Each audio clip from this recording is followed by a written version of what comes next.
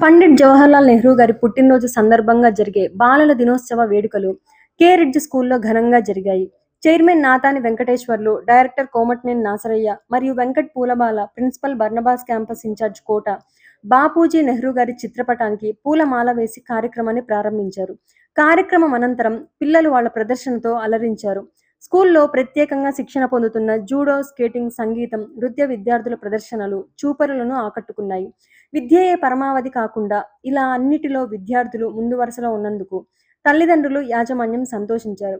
ఈ కార్యక్రమంలో ముఖ్య అతిథిగా పాల్గొన్న నాతాని వెంకటేశ్వర్లు మాట్లాడుతూ, పిల్లలు జీవితాంతం ఇలానే గడపాలని మరియు జీవితంలో ఎన్నో విజయ శిఖరాలు అందుకోవాలని తెలియజేశారు. మొట్టమొదట ఐఐటిని కర్కపూర్లో స్థాపించడం జరిగింది. గూగుల్ సీఈఓ సుందర్ పిచాయ్ కూడా కర్కపూర్ నుంచి వచ్చిన వారే అని విద్యార్థులకు వివరించారు. ఈ కార్యక్రమంలో ఉపాధ్యాయులు, స్కూల్ సిబ్బంది మరియు విద్యార్థులు పాల్గొని కార్యక్రమాన్ని విజయవంతం చేశారు.